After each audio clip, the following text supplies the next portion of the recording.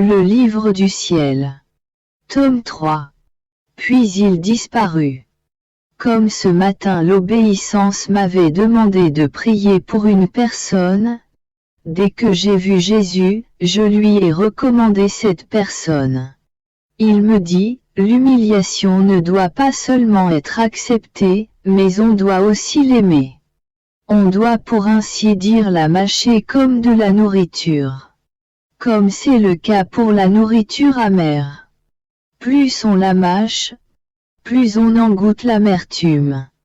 Bien mâchée, l'humiliation donne naissance à la mortification. Et ces deux moyens, l'humiliation et la mortification, sont très puissants pour surmonter certains obstacles et obtenir les grâces nécessaires. Comme la nourriture amère, l'humiliation et la mortification semblent nuisibles à la nature humaine et semblent apporter du mal plutôt que du bien. Cependant, il n'en est pas ainsi. Plus le fer est battu sur l'enclume, plus il étincelle et devient purifié. Il en va ainsi pour l'âme qui veut vraiment marcher sur la voie du bien. Plus elle est humiliée et battue sur l'enclume de la mortification, plus il en jaillit des étincelles de feu céleste et plus elle est purifiée. Je me trouvais très affligé par la privation de mon plus grand et seul bien. Après l'avoir longuement attendu, je l'ai finalement vu venir dans l'intérieur de mon cœur. Il pleurait. Il me fit comprendre combien il souffrit et s'humilia lui-même quand il fut circoncis. Cela me causa une grande souffrance, car je me suis senti absorbé par son amertume. Compatissant avec moi, le petit bébé béni me dit: plus l'âme est humiliée et se connaît elle-même, plus elle s'approche de la vérité. Dans la vérité, elle cherche à suivre le chemin des vertus, duquel elle se sent très éloignée. Et, sur ce chemin, elle perçoit la distance qu'elle a encore à parcourir parce que ce chemin est sans fin. Il est infini comme je suis infini. L'âme qui est dans la vérité cherche toujours à se perfectionner. Mais elle n'arrive jamais à se trouver parfaite. Cela l'amène à travailler continuellement, à se perfectionner toujours davantage, sans perdre de temps dans l'oisiveté. Et moi, bénissant ce travail, petit à petit, je fais les retouches pour peindre en elle mon image. C'est pourquoi j'ai voulu être circoncis. Je voulais donner l'exemple de la plus grande humilité, ce qui stupéfia même les anges du ciel. Je continuais de me voir non seulement rempli de misère, mais j'étais également inquiète. Tout mon intérieur était en effervescence à cause de la perte de Jésus. Je réfléchissais en moi-même en me disant que mes grands péchés m'avaient mérité que Jésus me laisse et que, par conséquent, je ne le verrai jamais plus. Oh! Quelle mort cruelle c'était pour moi, plus cruelle que tout autre.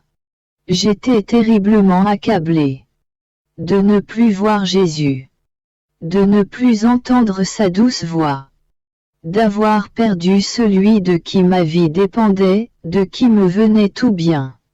Comment vivre sans lui? Ah! Ayant perdu Jésus, tout était fini pour moi. Noyé dans ces pensées, je me suis senti dans une agonie mortelle et tout mon intérieur était bouleversé. Je voulais tellement Jésus. Alors, dans un éclat de lumière, il se manifesta à mon âme et me dit: paix, paix. Ne te trouble pas. De même qu'une fleur très odorante parfume le lieu où elle est placée, ainsi la paix de Dieu remplit l'âme qui la possède. Puis il s'enfuit comme l'éclair. Ah! Seigneur, comme tu es bon avec la pécheresse que je suis. Avec confiance, je te dis, ah, comme tu es singulier. Même si je suis en train de te perdre, tu ne veux pas que je sois troublé ou alarmé. Et, si je le suis, tu me fais comprendre que je m'éloigne ainsi de toi. Car, avec la paix, je me remplis de Dieu. Dans le trouble, je me remplis de tentations diaboliques. Oh, mon doux Jésus, quelle patience est nécessaire avec toi. Car peu importe ce qui m'arrive, tu ne veux même pas que je m'alarme ou me trouble. Tu me veux d'un calme et d'une paix parfaite. Point. Alors que je me trouvais dans mon état habituel, je me suis senti quitter mon corps et j'ai trouvé mon adorable Jésus. Mais, oh, comme je me suis vu rempli de péché en sa présence. Intérieurement, j'ai senti un désir très fort de me confesser à notre Seigneur. Ainsi, me tournant vers lui, j'ai commencé à lui dire mes péchés. Il m'écoutait. Quand j'eus fini, il se tourna vers moi avec un air plein d'affliction et il me dit, « Ma fille, s'il est grave, le péché est un poison et une étreinte mortelle pour l'âme. Non seulement pour l'âme, mais aussi pour toutes les vertus qui s'y trouvent. S'il est véniel, c'est une étreinte qui blesse, qui rend l'âme faible et malade ainsi que les vertus qui s'y trouvent. Quel venin mortel est le péché! Seul, il peut blesser l'âme et lui donner la mort. Rien d'autre ne peut nuire à l'âme. Rien d'autre ne peut la rendre laide et haïssable devant moi. Seulement le péché. Point. Comme il disait cela, j'ai compris la laideur du péché. J'ai ressenti une telle douleur que je ne sais pas comment l'exprimer. Jésus, me voyant toute torturée par la douleur, leva sa main droite et prononça les paroles de l'absolution. Et il ajouta, « Le péché blesse l'âme et lui donne la mort. Le sacrement de la confession lui redonne vie, guérit ses blessures, redonne vigueur à ses vertus et cela, plus ou moins, selon ses dispositions. C'est ainsi que travaille ce sacrement. Point. Il me semblait que mon âme recevait une vie nouvelle. Après l'absolution de Jésus, je n'ai plus ressenti le trouble d'auparavant. Puisse le Seigneur être toujours remercié et glorifié. Ce matin, j'ai reçu la communion. Me retrouvant avec Jésus, j'ai aussi trouvé la Reine Maman. Et quelle merveille! En regardant la mère, j'ai vu son cœur transformé en Jésus bébé. J'ai regardé le bébé et j'ai vu la mère dans son cœur. Alors je me suis souvenu que c'était la fête de l'Épiphanie. À l'exemple des saints rois mages, j'aurais voulu offrir quelque chose à Jésus bébé. Mais je n'avais rien à lui donner. Alors, à travers ma misère, la pensée me vint de lui offrir. Comme myrrhe, mon corps avec toutes les souffrances des 12 années pendant lesquelles j'avais été alité, prête à souffrir et à continuer aussi longtemps qu'il le désirerait. Comme or, je lui offris les douleurs que je ressens quand il me prive de sa présence. Ce qui est pour moi la chose la plus souffrante et la plus douloureuse. Commençant, je lui offris mes pauvres prières en les unissant à celles de la Reine Maman, afin qu'elles soient plus acceptables pour Jésus bébé. J'ai fait mon offrande dans la confiance totale que l'enfant allait l'accepter. Cependant, il me sembla que même si Jésus acceptait ma pauvre offrande avec grand plaisir, ce qu'il aimait le plus était la confiance avec laquelle je l'offrais. Il me dit, « La confiance à deux bras. Avec le premier, On embrasse mon humanité et on en use comme d'une échelle pour s'élever jusqu'à ma divinité. Avec l'autre, on embrasse ma divinité et on obtient d'elle des torrents de grâce céleste. Ainsi, l'âme est tout inondée par l'être divin. Quand l'âme a confiance, elle est sûre d'obtenir ce qu'elle demande. Je garde mes bras attachés et je laisse l'âme faire ce qu'elle veut. Je la laisse pénétrer plus profondément dans mon cœur, je la laisse y prendre ce qu'elle m'a demandé. Si je ne faisais pas ainsi, je me sentirais dans un état de violence vis-à-vis de l'âme. Comme il disait cela, de la poitrine de l'enfant, ou de la poitrine de la mère, venaient des courants de liqueur. Mais je ne sais pas exactement comment nommer ce que j'appelle ici liqueur, qui inonda toute mon âme. Puis la reine maman disparut. Par la suite, l'enfant et moi allâmes dans la voûte des cieux. J'ai vu son charmant visage attristé. Je me suis dit en moi-même, peut-être désire-t-il les caresses de la reine maman. Je l'ai pressé fortement sur mon cœur et Jésus bébé prit un aspect joubelant. Qui pourrait dire ce qui se passa alors entre Jésus et moi? Je n'ai pas la langue pour le manifester ni les expressions pour le décrire. Je me disais intérieurement. Qui pourrait dire combien d'erreurs et de bévues contiennent ces choses que j'écris?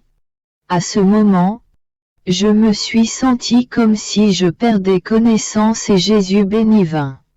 Et il me dit, ma fille, même tes erreurs aideront à faire comprendre qu'il n'y a aucune tromperie volontaire de ta part et que tu n'es pas un docteur, car si tu en étais un, tu saurais où tu erres.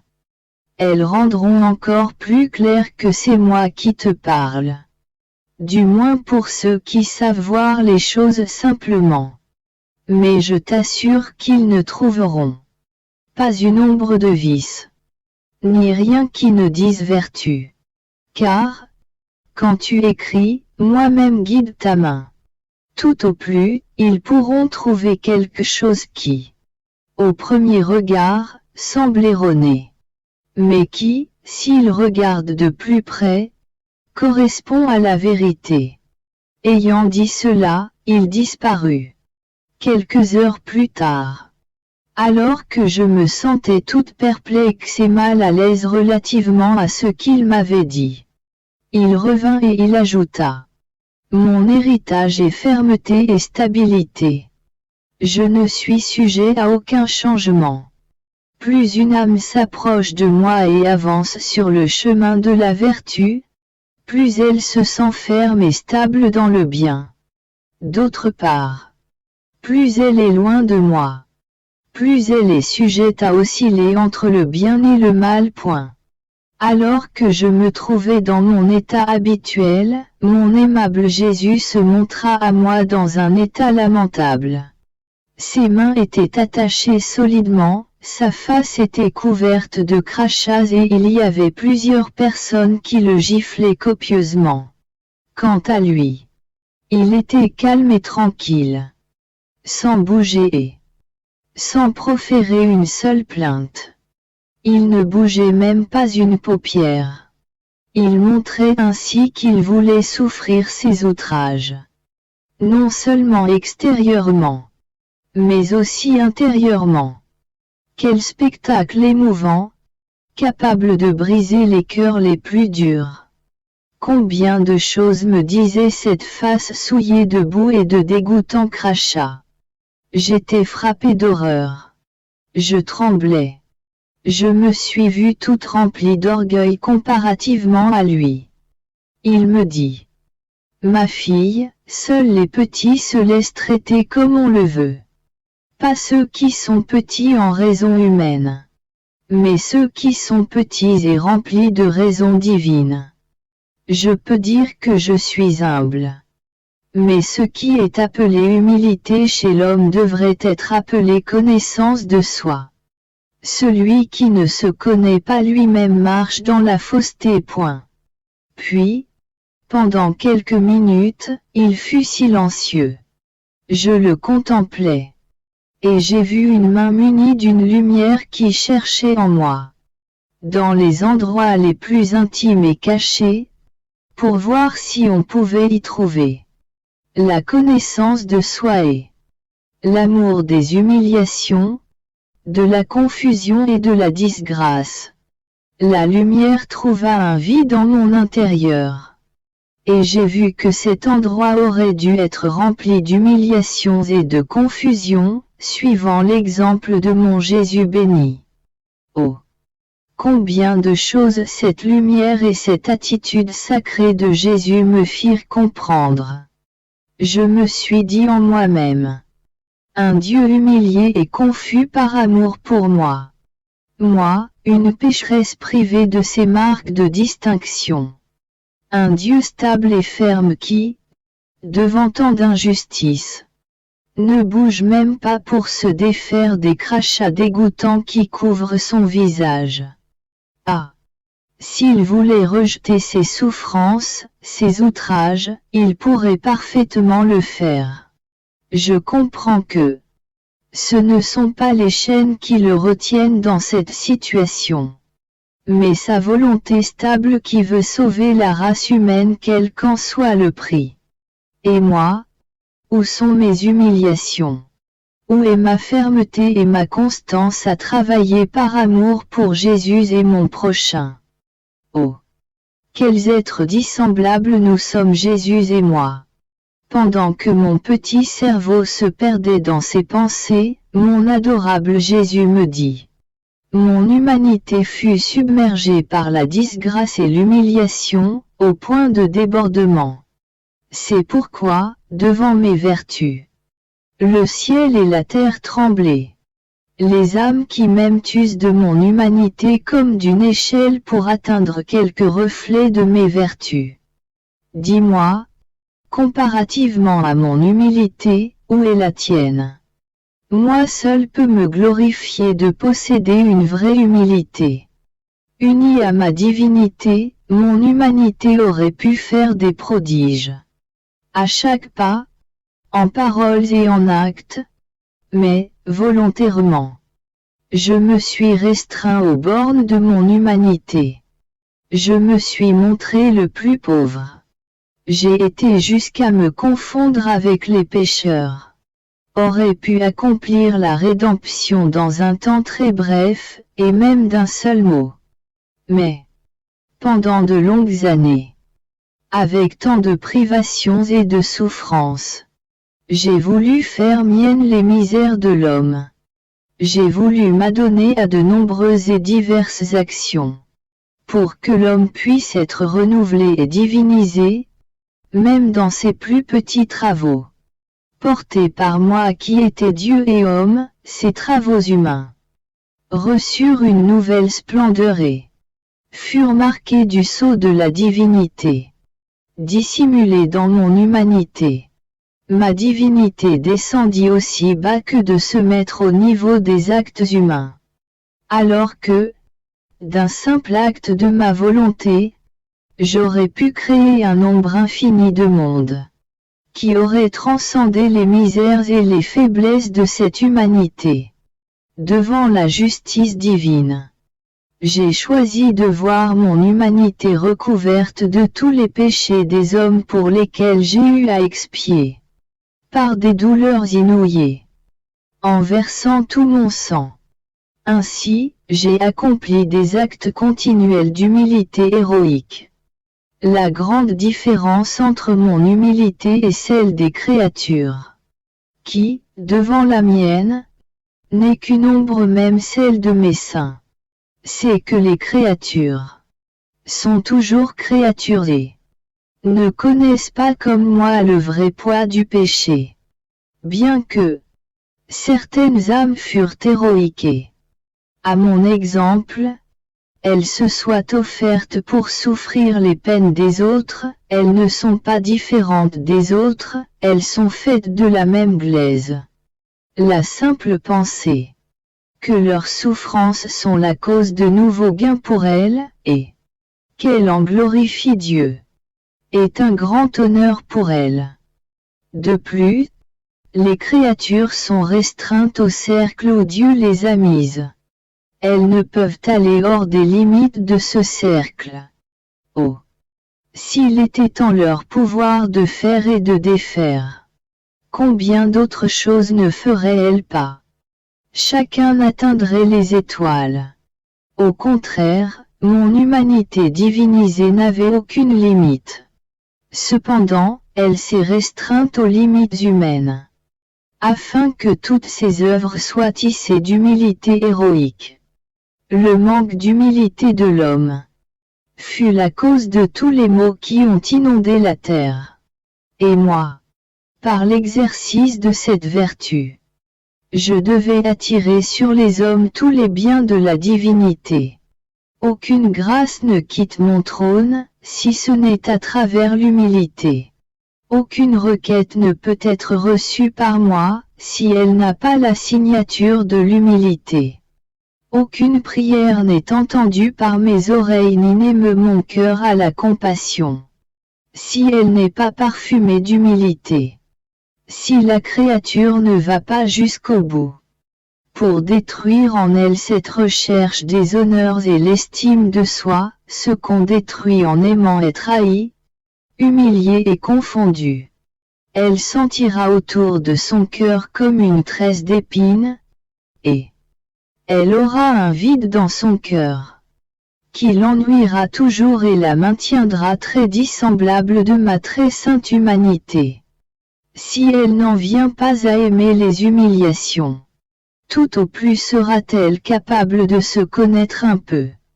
Mais elle ne brillera pas devant moi, vêtue du beau et charmant vêtement de l'humilité. Qui pourrait dire toutes les choses que j'ai comprises concernant la vertu d'humilité et la corrélation entre la connaissance de soi et l'humilité. Il me semble avoir saisi la distinction entre ces deux vertus, mais je n'ai pas les mots pour l'exprimer.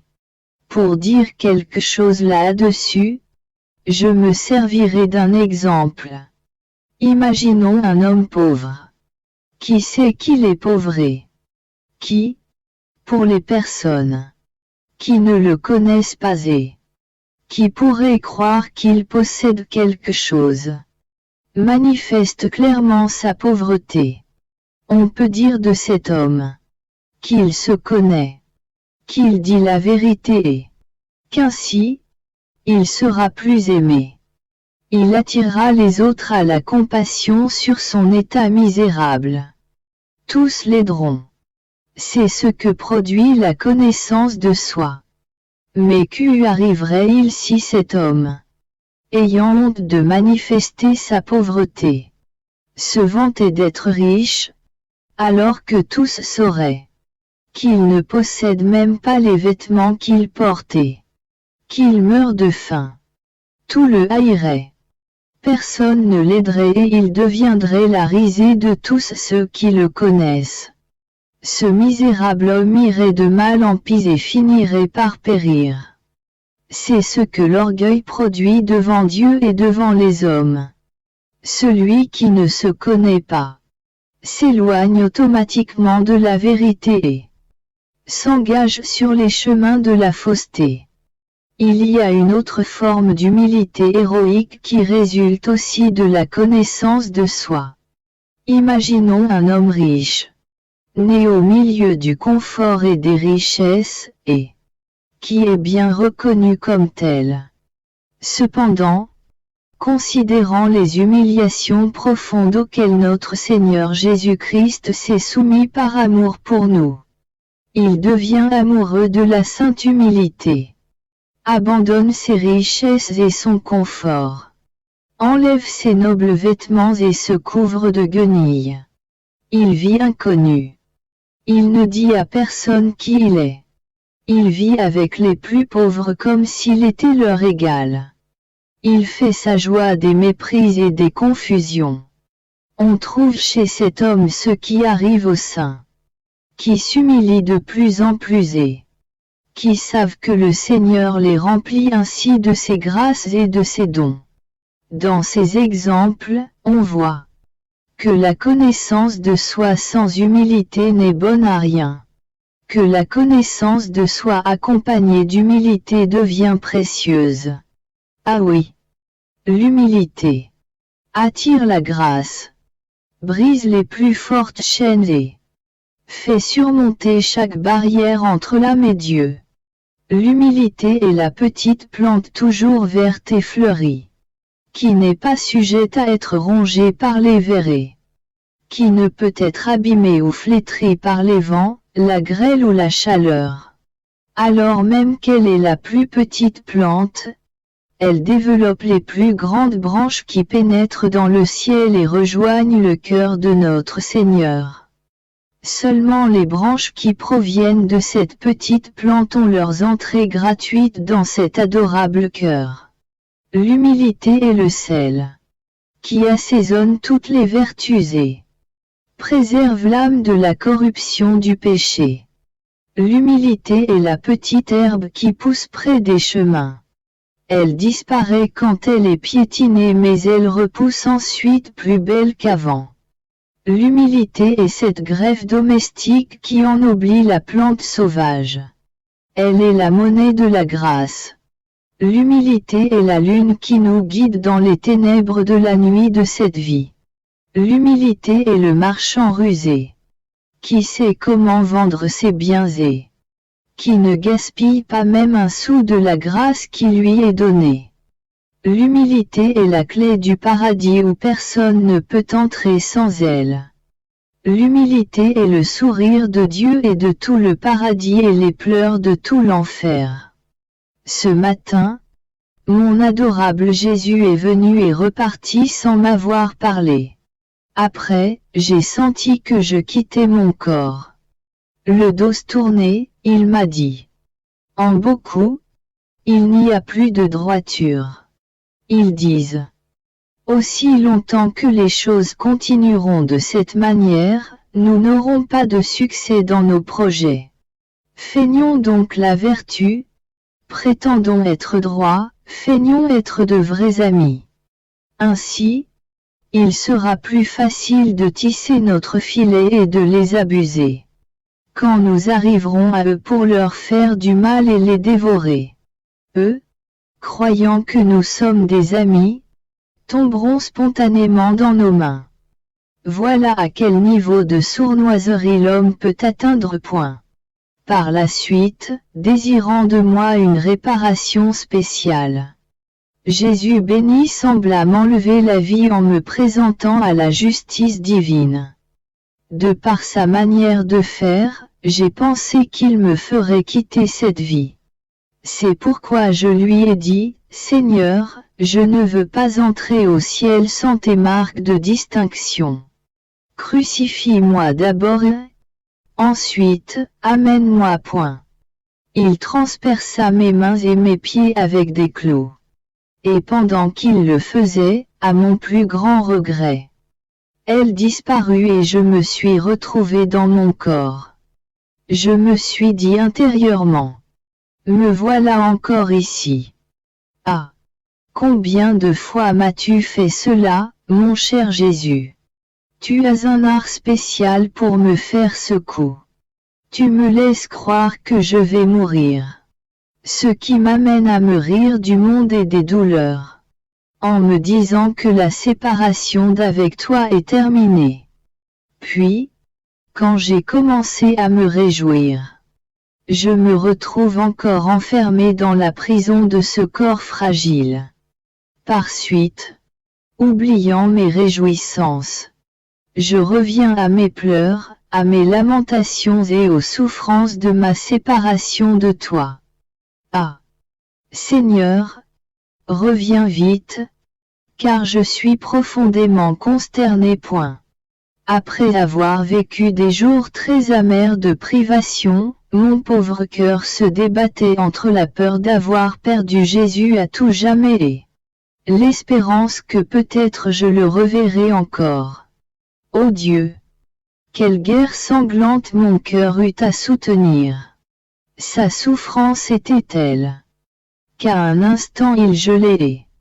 À l'instant suivant, il était comme sous le pressoir et dégouttait le sang. Pendant que j'étais dans cet état, j'ai senti mon doux Jésus tout près de moi. Il retira le voile qui me couvrait les yeux et, finalement, j'ai pu le voir. Immédiatement, je lui ai dit: « Ô Seigneur, tu ne m'aimes plus. » Il me répondit: « Oui, oui, je t'aime. Ce que je te recommande, c'est la correspondance à ma grâce. Et, pour être fidèle, tu dois être comme l'écho qui se répercute dans l'atmosphère et qui, aussitôt que quelqu'un commence à faire entendre sa voix, immédiatement, sans le moindre retard, répète ce qu'il entend. C'est ainsi que tu dois faire. Aussitôt que tu commences à recevoir ma grâce, sans même attendre que je finisse de te la donner, tu dois immédiatement commencer à faire entendre l'écho de ta correspondance. Je continuais d'être quasi totalement privé de mon doux Jésus. Ma vie s'écoulait dans la douleur. Je sentais un grand ennui, une grande lassitude de vivre. Je me disais intérieurement: oh, comme mon exil est prolongé. Oh, quel serait mon bonheur si je pouvais dissoudre les liens de ce corps. Ainsi, mon âme prendrait librement son envol vers mon plus grand bien. Une pensée m'effleura l'esprit: et si tu allais en enfer? Pour empêcher que le démon ne m'attaque sur ce point, je me suis dépêché de dire: alors, même en enfer, j'enverrai mes soupirs à mon doux Jésus, même là, je l'aimerai. Pendant que j'entretenais ces pensées et bien d'autres, il serait trop long de les mentionner toutes, mon aimable Jésus se montra pendant un court temps et d'un ton sérieux. Il me dit: ton temps n'est pas encore arrivé. Dans une lumière intellectuelle, il me fit comprendre que tout doit être ordonné dans une âme. L'âme possède beaucoup de petites chambres. Une pour chaque vertu. Chaque vertu ayant avec elle toutes les autres, de telle manière que, si l'âme semble ne posséder qu'une vertu, celle-ci est accompagnée de toutes les autres. Néanmoins, les vertus sont toutes distinctes et chacune a sa place dans l'âme. Elles proviennent toutes de la très sainte Trinité qui, tout en étant une, est formée de trois personnes distinctes. J'ai aussi compris que chacune des chambres de l'âme est ou bien remplie par une vertu, ou bien par le vice opposé. S'il n'y a ni vertu ni vice, elle reste vide. Il semblait que mon âme était comme une maison qui contient beaucoup de chambres, toutes vides. Quelques-unes remplies de serpents, quelques-unes de boue, d'autres sombres. Ah! Seigneur, toi seul peux mettre de l'ordre dans ma pauvre âme. Le même état persistait. Ce matin, Jésus me transporta hors de mon corps. Après avoir attendu si longtemps, il semblait que, cette fois, je le voyais clairement. Cependant, je me suis vue si mauvaise que je n'osais pas dire un mot. Nous nous regardâmes l'un l'autre, mais en silence. À travers ces regards mutuels, j'ai compris que Jésus était rempli d'amertume. Mais je n'ai pas osé lui dire: verse ton amertume en moi. Elle s'approcha cependant de moi et commença à déverser son amertume. L'ayant reçue, je fus incapable de la contenir et je la rejetai sur le sol. Alors il me dit: que fais-tu là? Tu ne veux plus partager mon amertume. Tu ne veux plus me soulager dans mes douleurs. Je lui dis: Seigneur, ce n'est pas que je ne veux pas. Je ne sais ce qui m'arrive. Je me sens si rempli de ton amertume que je n'ai pas de place pour la contenir. Seulement un prodige de ta part peut agrandir mon intérieur. Ainsi, je pourrai recevoir ton amertume. Jésus fit sur moi un grand signe de croix et il déversa encore son amertume.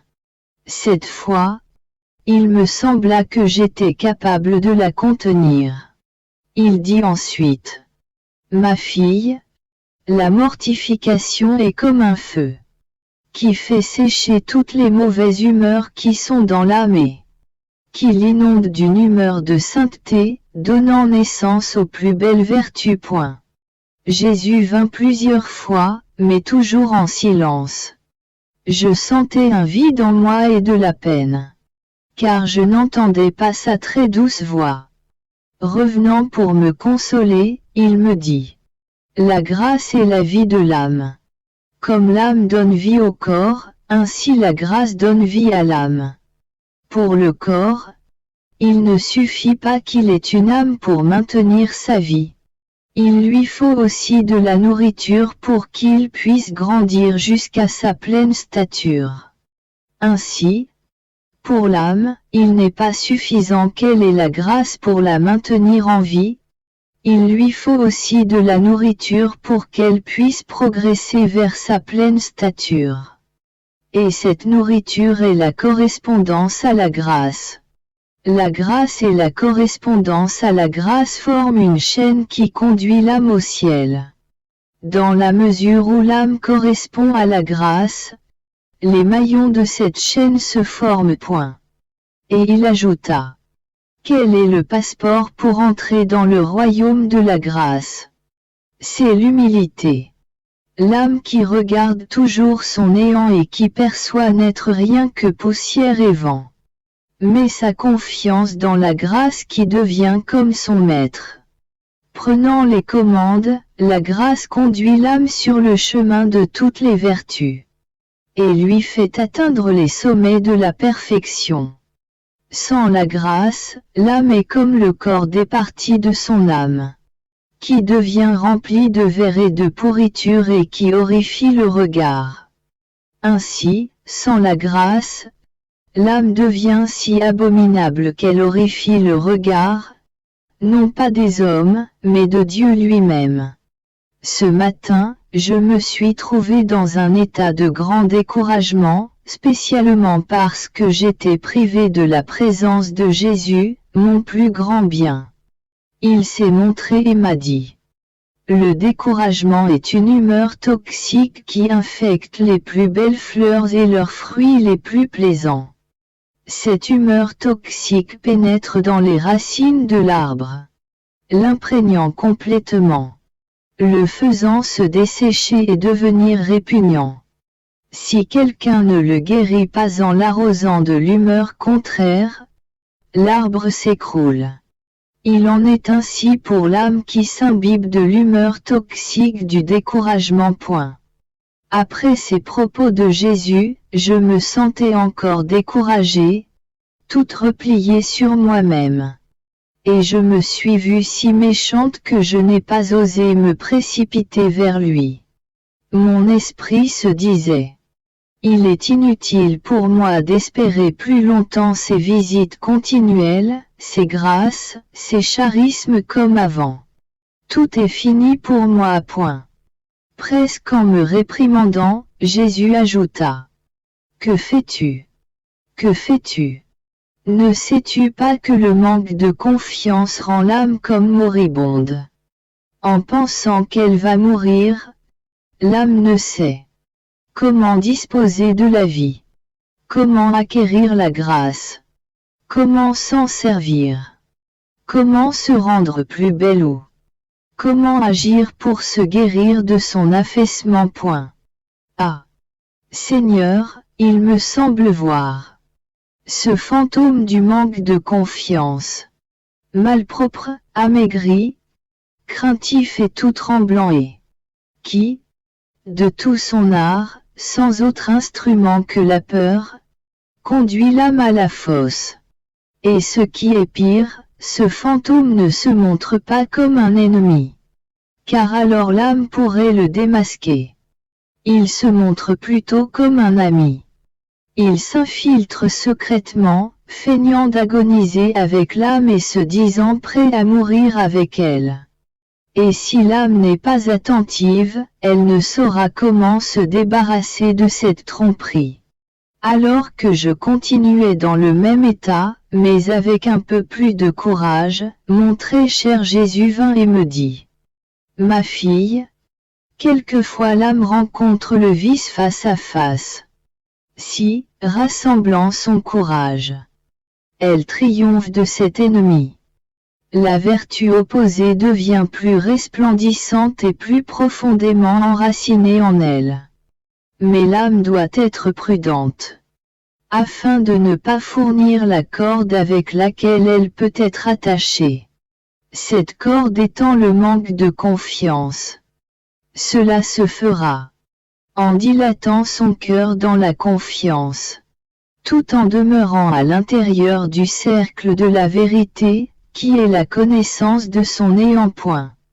Ce matin, après avoir communié, j'ai vu mon adorable Jésus, mais dans une attitude toute nouvelle.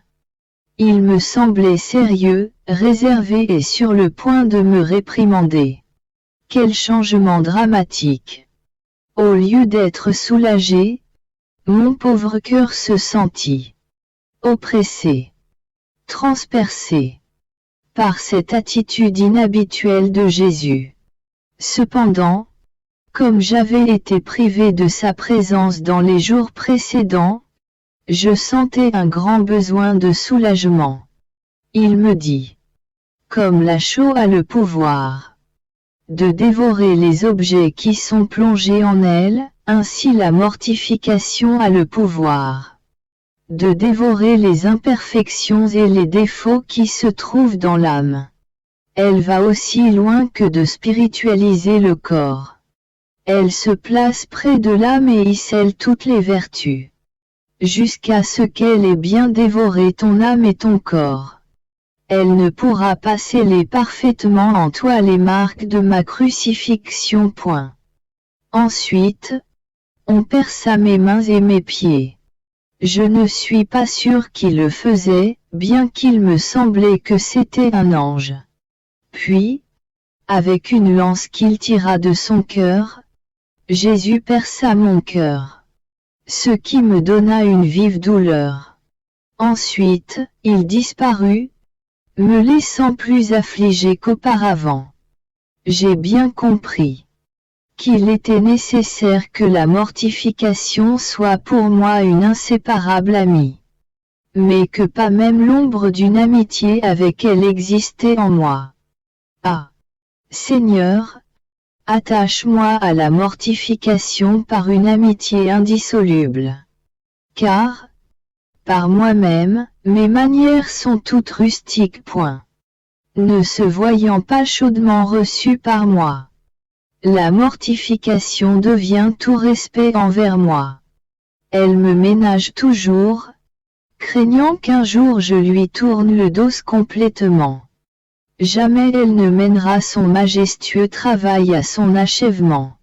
Car, aussi longtemps que nous serons à couteau tiré, ses mains prodigieuses ne m'atteindront pas pour travailler sur moi et pour me présenter devant Jésus comme un digne travail de ses saintes mains. Ce matin, après avoir renouvelé en moi les douleurs de la crucifixion, Jésus me dit, par le bon air ou le mauvais air qu'une personne respire, son corps est purifié ou infecté. La mortification doit être l'air de l'âme. Par l'air que l'âme respire, on reconnaît si elle est saine ou malade. Si une personne respire l'air de la mortification, chaque chose sera purifiée en elle. Tous ses sens sonneront d'un même son concordant. Mais si elle ne respire pas l'air de la mortification, tout sera discordant en elle. Elle aura une haleine répugnante. Pendant qu'elle domptera une passion, une autre se lèvera. Sa vie se déroulera comme un jeu d'enfant. Il me semble avoir la mortification comme un instrument de musique, qui, si ses cordes sont toutes bonnes et fortes, produit un son harmonieux. Si ces cordes ne sont pas de bonne qualité, alors on doit en ajuster une, puis une autre, et ainsi sans cesse. De sorte qu'on doit toujours ajuster l'instrument sans jamais pouvoir en jouer. Et si on essaie d'en jouer, on n'entend que des sons discordants. Ce matin, mon adorable Jésus est venu et m'a transporté hors de mon corps. J'ai vu beaucoup de personnes en action. Mais je ne peux dire si c'était la guerre ou la révolution. Pour ce qui est de notre Seigneur, les gens ne faisaient que lui tresser des couronnes d'épines. Pendant qu'avec soin je lui en ai enlevé une. Ils lui en ont fixé une autre encore plus douloureuse. Ah! Il me semble bien que notre âge sera désavoué à cause de son orgueil. La plus grande infortune, c'est de perdre le contrôle de sa tête. Car, une fois qu'une personne a perdu le contrôle de sa tête et de son cerveau, tous ses membres deviennent invalides. Ou ils deviennent ennemis les uns des autres. Mon patient Jésus toléra toutes ces couronnes d'épines. À peine les eus-je enlevées qu'il se tourna vers les gens et il leur dit. Certains dans la guerre, certains en prison, d'autres dans les tremblements de terre. Quelques-uns resteront. L'orgueil a dirigé votre vie, et l'orgueil vous donnera la mort. Après cela, me tirant au milieu de ces personnes, Jésus bénit s'est changé en enfant. Je l'ai porté dans mes bras pour qu'il se repose. Il m'a dit, entre toi et moi, que tout soit pour moi, et que ce que tu concéderas aux créatures ne soit rien d'autre que le débordement de notre amour. Mon Jésus béni continuait de venir. Après que j'eus communié, il renouvela en moi les douleurs de la crucifixion.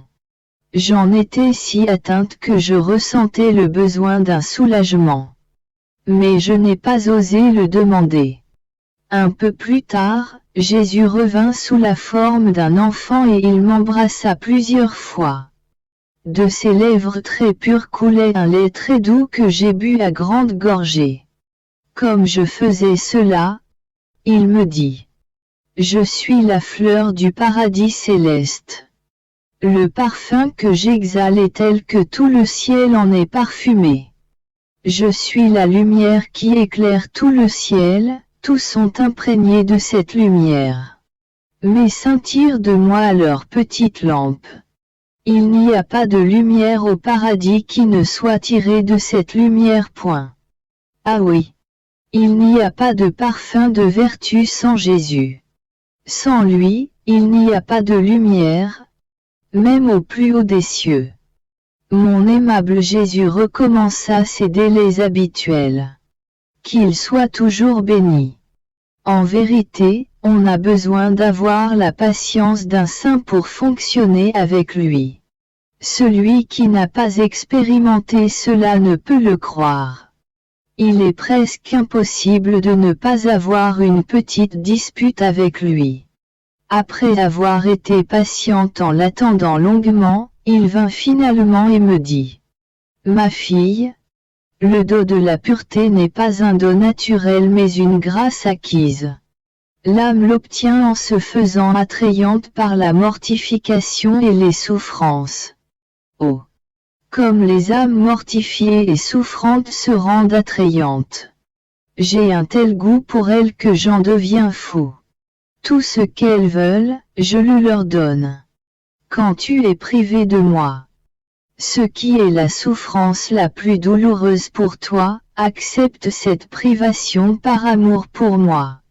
J'aurai pour toi un plus grand amour qu'auparavant et je t'accorderai de nouvelles grâces. Ce matin, Alors que j'avais presque perdu l'espérance que Jésus béni vienne, il revint soudain. Il renouvela en moi les douleurs de la crucifixion et me dit: le temps est arrivé. La fin se dessine, mais l'heure est incertaine. Alors que je me demandais si ces mots avaient trait à ma crucifixion complète ou au châtiment, je lui dis: Seigneur, j'ai peur que mon état ne soit pas conforme à la volonté de Dieu. Jésus reprit: le signe le plus sûr pour savoir si un état est conforme à ma volonté, c'est quand on ressent la force de vivre dans cet état. Je lui dis: si c'était ta volonté, tu ne cesserais pas de venir comme avant. Il répondit: quand une personne est devenue familière dans une famille, toutes ces cérémonies et ces respects ne sont plus utilisés comme ils l'étaient auparavant, quand elle était encore une étrangère. Et ce n'est pas là le signe que cette famille ne veut plus de la personne, ni qu'elle ne l'aime pas plus qu'avant. Il en va ainsi avec moi. Par conséquent, reste tranquille, laisse-moi faire. Ne te torture pas le cerveau ou ne perds pas la paix de ton cœur. Au temps voulu, tu comprendras mes œuvres. Ce matin je me suis trouvé tout apeuré. Je croyais que tout était fantaisie ou que le démon voulait m'abuser. C'est pourquoi je détestais tout ce que je voyais et j'étais mécontente. J'ai vu que le confesseur priait Jésus de renouveler en moi les douleurs de la crucifixion. Et j'ai essayé de résister. Au commencement, Jésus béni le toléra ainsi, mais, parce que le confesseur insistait, il me dit: ma fille, manquerons-nous réellement à l'obéissance cette fois-ci? Ne sais-tu pas que l'obéissance doit sceller l'âme et la rendre malléable comme la cire, de telle façon que le confesseur puisse lui donner la forme qu'il veut? Alors, ne s'occupant pas de mes résistances, il me fit partager les douleurs de la crucifixion. Et ne pouvant plus résister au commandement de Jésus et du confesseur, moi, car je ne voulais pas consentir de peur que ce ne soit pas de Jésus, j'ai dû m'abandonner à la souffrance. Que Jésus soit toujours béni et que toutes les créatures le glorifient en toutes choses et toujours. Après avoir vécu plusieurs jours dans la privation de Jésus, au plus, il est venu quelquefois comme une ombre, puis il fuyait, je ressentais une telle peine que j'ai fondu en larmes. Compatissant à ma peine, Jésus béni vint, me regarda attentivement et il me dit: ma fille, n'aie pas peur, car je ne te laisserai pas. Quand tu es privée de ma présence, je ne veux pas que tu perdes cœur. Plutôt, à partir d'aujourd'hui, quand tu seras privé de moi, je veux que tu prennes ma volonté et que tu te réjouisses en elle, m'aimant et me glorifiant en elle, en la considérant comme si elle était ma personne même. En faisant ainsi, tu m'auras dans tes mains même. Qu'est-ce qui forme la béatitude du paradis? Certainement ma divinité. Et de quoi sera formée la béatitude de mes bien-aimés sur la terre? Certainement de ma volonté. Elle ne vous fuira jamais. Vous l'aurez toujours en votre possession. Si tu restes dans ma volonté, là tu expérimenteras des joies ineffables et des plaisirs très purs. En ne quittant pas ma volonté, l'âme se rend noble, elle devient riche. Et tous ses travaux réfléchissent le soleil divin, comme la surface de la terre réfléchit les rayons du soleil. L'âme qui fait ma volonté est ma noble reine. Elle prend sa nourriture et son breuvage uniquement dans ma volonté. À cause de cela, il coule dans ses veines un sang très pur. Sa respiration exhale un arôme qui me rafraîchit totalement car il provient de ma propre respiration. Ainsi, je ne veux rien de toi. Si ce n'est que tu formes ta béatitude à l'intérieur de ma volonté, sans en sortir, même un bref instant. Pendant qu'il disait cela, je demeurais tout alarmé et apeuré à cause des paroles de Jésus soutenant qu'il ne viendrait pas et que je devais me calmer dans sa volonté. Ô Dieu! Quelle peine! Quelle angoisse mortelle! Mais, avec douceur, Jésus ajouta: Comment puis-je te laisser alors que tu es une âme victime? Je cesserai de venir quand tu cesseras d'être une âme victime. Mais tant que tu seras victime, je me sentirai toujours attiré à venir à toi. Ainsi j'ai retrouvé mon calme. Je me suis senti comme entouré par l'adorable volonté de Dieu. De telle manière que je ne trouvais aucune ouverture pour m'échapper. J'espère qu'il me gardera toujours ainsi emprisonné dans sa volonté. Alors que j'étais tout abandonné à l'aimable volonté de notre Seigneur, je me suis vu complètement entouré par mon doux Jésus, intérieurement et extérieurement. Je me suis vue comme transparente. Partout où je regardais, je voyais mon plus grand bien. Mais, ô merveille! Pendant que je me voyais entouré en dedans et en dehors par Jésus, moi-même, avec ma propre volonté, j'entourais Jésus de la même manière, de telle façon qu'il n'avait pas d'ouverture par où s'échapper. Parce que, uni à la sienne, ma volonté le tenait enchaîné. Ô admirable secret de la volonté de mon Seigneur, indescriptible est le bonheur qui vient de toi. Comme je me trouvais dans cet état, Jésus béni me dit: Ma fille, dans l'âme qui est toute transformée en ma volonté, je trouve un doux repos. Cette âme devient pour moi comme ces lits moelleux qui ne perturbent en aucune manière ceux qui s'y reposent. Même si les personnes qui s'en servent sont fatiguées, courbaturées et arides, la douceur et le plaisir qu'elles y trouvent sont tels qu'en s'éveillant, elles se trouvent fortes et en santé. Telle est pour moi l'âme conforme à ma volonté. Et comme récompense, je me laisse moi-même lier par sa volonté et j'y fais briller mon soleil divin comme en son plein midi. Ayant dit cela, il disparut. Plus tard, après que j'eus reçu la Sainte Communion, il revint et il me transporta hors de mon corps.